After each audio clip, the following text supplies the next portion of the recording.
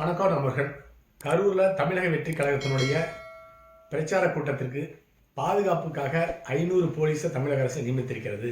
ஆனால் அங்கே மிகப்பெரிய அசம்பாவிதம் ஏற்பட்ட பிறகு அங்கே இருக்கிற தமிழக வெற்றி கழகத்தினுடைய கொடி, ஆயிரக்கணக்கான செருப்பு மற்றும் செல்போன், அந்த சிதறி கிடக்கிற பொருள் எல்லாமே பாதுகாக்க 2000 போலீஸ் தமிழக காவல்துறையால் நியமிக்கப்பட்டிருக்கிறது.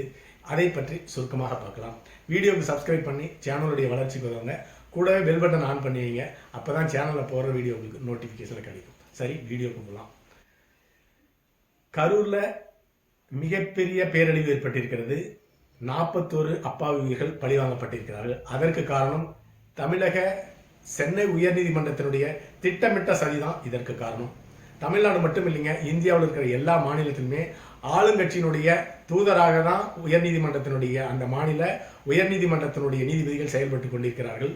அதுதான் இங்கே நடந்திருக்குது. தமிழ்நாட்டில் கரூரில் அசம்பாவிதம் நடந்ததற்கு காரணம் சென்னை உயர்நீதிமன்றம் தான். அதற்கு காரணம் தமிழக வெற்றி கழகத்தை சேர்ந்த முன்னணி நிர்வாகிகள் நீதிமன்றத்துக்கு போய் அனுமதி கேட்குறாங்க.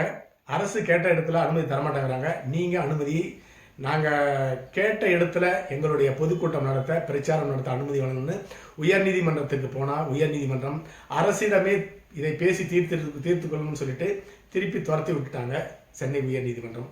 அதனால் தமிழக அரசு நம்ம செஞ்சது தான் சட்டம், நம்ம என்ன சொல்கிறோமோ அதுதான் நடக்கும், நம்ம எங்கே மாநாட்டு எப்படி நடத்த சொல்கிறோமோ அதுதான் நடத்தணும் அப்படிங்கிற அடிப்படையில் தான் இப்படி ஒரு மோசமான இடத்தை தமிழக அரசு தமிழக வெற்றி கழகத்தினுடைய தேர்தல் பிரச்சாரத்துக்கு ஒதுக்கி இருக்கிறாங்க. அடுத்ததாக ஒரு குறுகிய சாலை, அந்த சாலையினுடைய பக்கவாட்டு சாலைகளும் இணைப்பு சாலைகளுமே மூடப்பட்டிருக்கிறது. அடுத்ததாக அந்த இணைப்பு சாலையில் இருக்கிற இடத்துல ஃப்ளக்ஸ் வச்சிருக்கிறாங்க, கயிறெல்லாம் போட்டு கட்டியிருக்கிறாங்க. அப்படி கட்டப்பட்டதற்கு காரணம் என்னன்னு கேட்டிங்கன்னா, ஒரு குறுகிய சந்துக்குள்ளார ஒரு 50,000 பேரை அடைச்சி வச்சுட்டாங்க. அப்படி அடைக்கப்பட்ட மக்கள் எல்லாமே சிதறி ஓடும் பொழுது தப்பிச்சு போயிடக்கூடாது, தடுமாறி கீழே விழணும் அப்படிங்கிறதுக்காக பக்கவாட்டு இருக்கிற சாலைகள் எல்லாமே ஃப்ளக்ஸையும் கயிறு போட்டு கட்டிட்டாங்க. அவர்கள் நினைத்தது போலவே, தமிழக அரசு திட்டமிட்டது போலவே நிறைவேறி இருக்கிறது. அதுதான் இந்த அசம்பாவிதம். அடுத்ததாக, இவ்வளவு பெரிய கூட்டம் விஜய்க்கு வரும் நன்றாக தெரிஞ்சிருந்தும் 15 நாளைக்கு முன்னால், ஒரு மாதத்துக்கு முன்னால் அனுமதி கேட்டும் அந்த தேர்தல் பிரச்சார கூட்டத்திற்கு 24 மணி நேரத்துக்கு முன்பாக, அதாவது ஒரு நாளுக்கு முன்னால் தான் அனுமதி கொடுத்திருக்கிறது தமிழக அரசு திட்டமிட்டு. அதை போலவே அந்த தேர்தல் பிரச்சார கூட்டத்திற்கு 500 போலீஸ் மட்டுமே பாதுகாப்புக்காக அனுமதிக்கப்பட்டிருக்கிறது தமிழக அரசு. அதை தற்காலிக டிஜிபி பத்திரிகையாளர் சந்திப்பில் மிக தெளிவாக சொல்லியிருக்கிறாரு. அவருடைய ஒப்புதல் வாக்குமூலமாக எடுத்துக்கொள்ளலாம். அதாவது அது மிகப்பெரிய சாலை கிடையாது, ஒரு குறுகிய சாலை. அந்த குறுகிய சாலையில் 500க்கு மேற்பட்ட காவல்துறைகளை 500 காவல்துறை மட்டும்தான் பாதுகாப்புக்கு அனுமதிக்க முடியும். அந்த இடத்துல அவ்வளவுதான் கொள்ளளவு இருக்குன்னு சொல்லிட்டு சுட்டி காட்டியிருக்கிறாரு. அதிலிருந்து நன்றாக தெரிகிறது தமிழக அரசு அது ஒரு குறுகிய சாலை, அது குறுகிய சாலையில் 500 போலீஸ் பாதுகாப்பு தர முடியும்னு சொல்லிட்டு டிஜிபியே சொல்லியிருக்கிறாரு. ஆனால் பெரிய இடத்துல அனுமதி கொடுத்தா 2000க்கு மேற்பட்ட காவல்துறையை அனுமதிச்சிருக்கலாம். அது மட்டும் இல்லாமல் மக்கள் விசாலமாக நின்று அந்த கூட்டத்தை பார்க்கலாம். அப்படி அசம்பாவிதம் ஏற்படும் பொழுது சிதறி ஓடி இருக்க முடியும், எந்த விதமான பாதிப்பும் இல்லாமல். அப்படிப்பட்ட நிகழ்வு நடந்தக்கூடாது, அதாவது அசம்பாவிதம் நடக்காமல் இருக்கக்கூடாது அப்படிங்கிறது தான் அரசு திட்டமிட்டு குறுகிய சாலையை அனுமதித்திருக்கிறது. இந்த டிஜிபியினுடைய பேட்டியிலிருந்து அது நன்றாக தெரிகிறது. அடுத்ததாக, அரசு நினைத்ததை போலவே இந்த அசம்பாவிதம் நடந்திருக்கிறது. அதில் தமிழக அரசு வெற்றியும் பெற்றிருக்கிறது. இதற்கு காரணம் தமிழக அரசினுடைய மின்சாரம் தடை செய்யப்பட்டிருக்கிறது. அடுத்ததாக, செருப்பு வீசப்பட்டிருக்கிறது. ஆபாச வாசைகள் பேசி கலவரத்துக்கு உண்டு பண்ண வேலைகள் எல்லாமே அந்த சமூக விரோதிகள் ஈடுபட்டிருக்கிறார்கள். இந்த நேரத்தில் இப்படி மின்சாரம் கட் பண்ணாலும் மின்சாரம் தடையற்ற மின்சாரம் கிடைக்கணும் அப்படிங்கிறதுக்காக தமிழக வெற்றி கழகத்தை சேர்ந்தவங்க ஜெனரேட்டர் ஏற்பாடு பண்ணியிருக்காங்க. அந்த ஜெனரேட்டருடைய மின்சாரம் தடை செய்யப்பட்டிருக்கிறது. இந்த நேரம் ஒரு இருட்டு, கடுமையான இருட்டு இருக்கிற நேரத்தில் காவல்துறையினர் லத்தி சார்ஜ் பண்ணியிருக்காங்க. அந்த நேரத்தில் மக்கள் சிதறி ஓடி இருக்கிறார்கள். இந்த நேரத்தில் குண்டர்களும் உள்ளே இறக்கப்பட்டு அவர்கள் சமூக சேவை செய்திருக்கிறார்கள். அதனுடைய விளைவு 41 அப்பாவி உயிர்கள், பெண்கள், குழந்தைகள் எல்லாமே மரணம் அடைந்திருக்கிறாங்க. இது திட்டமிட்ட சதி என்பதில் எந்த விதமான சந்தேகம் இருக்க முடியாது. அடுத்ததாக, தமிழக வெற்றி கழகத்தினுடைய தலைவர் விஜய் அவர்கள் திராவிட முன்னேற்ற கழகத்திற்கு மிகப்பெரிய தேர்தல் சவாலாக இருக்கிறார். அவரை இந்த போட்டியிலிருந்து தள்ளி வைக்கணும், துரத்தி அடிக்கணும்னு திராவிட முன்னேற்ற கழகம் திட்டமிட்டிருக்கிறது. அதன் அடிப்படையில் தான் இந்த சம்பவத்திற்கு பிறகு எல்லா பழியும் தூக்கி தமிழக வெற்றி கழகத்தினுடைய தலைவர் விஜய் மேலே போட்டிருக்காங்க. அரசாங்கம் ஆளுங்கட்சியினுடைய கட்டுப்பாட்டில் இருக்கிறது.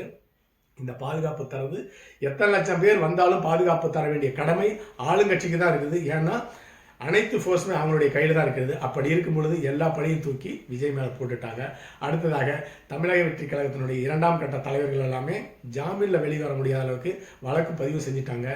இந்த நேரத்தில் 2ஆம் கட்ட தலைவர்களை கைது செய்து அந்த கட்சியை முடக்க வேணும் அப்படிங்கிறது தான் திராவிட முன்னேற்ற கழகத்தின் நோக்கம். அதில் கொஞ்சம் வெற்றியும் அடைந்திருக்கிறார்கள். அடுத்ததாக விஜயனுடைய வீட்டுக்கு முன்னால் போய் திராவிட முன்னேற்ற கழகத்தை சேர்ந்தவர்களே 41 அப்பாவிகளை கொலை செய்த குற்றவாளியே கொலைகாரனே வீட்டை விட்டு வெளிவான்னு சொல்லிட்டு திமுக காரங்களே போராட்டம் நடத்துறதிலிருந்து நன்றாக தெரிகிறது. இது திமுகவினுடைய திட்டமிட்ட சதி என்று நன்றாக தெரிகிறது. அடுத்ததாக எதிர்கட்சிகளுடைய தேர்தல் பிரச்சாரத்தை முடக்கணும். குறிப்பாக எடப்பாடி பழனிசாமி அவர்களுடைய தேர்தல் பிரச்சாரத்தை முடக்க முடியாது. ஆம்புலன்ஸ் எல்லாம் விட்டு பார்த்தாங்க, அதுலேயும் அவர்கள் மிரட்டிட்டாங்க. அதன் பிறகு தமிழக வெற்றி கழகத்தினுடைய தலைவர் விஜயனுடைய மாநாட்டில் 20க்கும் மேற்பட்ட ஆம்புலன்ஸ் எல்லாம் இதை விட்டுருக்காங்க. அவருடைய மாநாட்டை முடக்கணும் அப்படிங்கிறதுல அவர்கள் வெற்றி பெற்றிருக்கிறார்கள். இந்த சம்பவம் பற்றி விசாரிப்பதற்காக ஓய்வு பெற்ற நீதிபதி அருணா ஜெகதீசன் தலைமையில் விசாரணை கமிஷன் அமைக்கப்பட்டிருக்கிறது. அந்த விசாரணை கமிஷன் என்ன இறுதி அறிக்கை தராங்களோ அந்த அடிப்படையில் தான் எதிர்கால தேர்தல் பிரச்சார கூட்டத்திற்கு அனுமதிக்கு தர முடியும்னு சொல்லிட்டு தமிழக அரசு இப்போ சொல்லியிருக்குது. இப்போ உங்களுக்கு நன்றாக புரிந்திருக்கும். தேர்தல் கமிஷன் விசாரணை கமிஷன் என்ன அறிக்கை தருதோ அந்த அடிப்படையில் தான் பிரச்சாரத்திற்கு அனுமதி வழங்க முடியும். இதிலிருந்து திமுக என்ன எழுதி தருதோ அதுதான் அருணா ஜெகதீசன் அவர்கள் அறிக்கையாக சமர்ப்பிக்க போகிறார். அந்த அடிப்படையில் 2026 சட்டமன்ற தேர்தலுக்கு விஜய்க்கு அனுமதி கிடையாது. வேணா டிவிக்கு முன்னால் இணையதளம் மூலமாக பிரச்சாரம் செஞ்சுக்கலாம் அப்படிங்கிறது இதிலிருந்து நன்றாக தெரிகிறது. அடுத்ததாக இந்த அசம்பாவிதம் நடந்த இடத்துல ஆயிரக்கணக்கான செருப்பு மற்றும் செல்போனு தமிழக வெற்றி கழகத்தின் கொடி எல்லாமே இருக்குது. அதை பாதுகாக்க 2000க்கும் மேற்பட்ட போலீஸார் எல்லாமே நிறுத்தி வைக்கப்பட்டிருக்கிறார்கள். இந்த 2000க்கும் மேற்பட்ட போலீஸை தமிழக வெற்றி கழகத்தினுடைய தலைவர் விஜயனுடைய தேர்தல் பிரச்சாரத்திற்கு நியமிக்கப்பட்டிருந்தால் அசம்பாவிதம் ஏற்பட்டிருக்கிறது. ஆனால் ஆளுங்கட்சியினுடைய திட்டம் என்ன? அசம்பாவிதம் ஏற்படணும். அதற்காக தான் குறைந்த அளவிலான 500 போலீஸை நியமிச்சிருக்காங்க. குறுகிய இடத்தை ஒதுக்கி 2000 போலீஸு நியமிக்கப்பட்டிருந்தால் அசம்பாவிதம் நடந்திருக்காது. அசம்பாவிதம் நடக்கணும் அப்படிங்கிறது தான் தமிழக அரசினுடைய எண்ணம். அவர்களுடைய எண்ணம் வெற்றி பெற்றிருக்கிறது. திராவிட முன்னேற்ற கழகத்தினுடைய எண்ணம் வெற்றி பெற்றிருந்தாலும் தமிழக மக்களுடைய மனசில் அவர்கள் வெற்றி பெறவில்லை. அவர் தமிழக அரசினுடைய மக்களில் தோல்வி அடைந்திருக்கிறார்கள். அது எவ்வளவு பெரிய தோல்வி அப்படிங்கிறது 2026 சட்டமன்ற தேர்தலின் போது கண்டிப்பாக வெளிவரும். நிச்சயமாக மக்கள் முட்டாள் அல்ல என்பது 2026 சட்டமன்ற தேர்தல் முடிவுக்கு பிறகு தெரிய வரும். அடுத்த பதிவில் சந்திக்கலாம். நன்றி.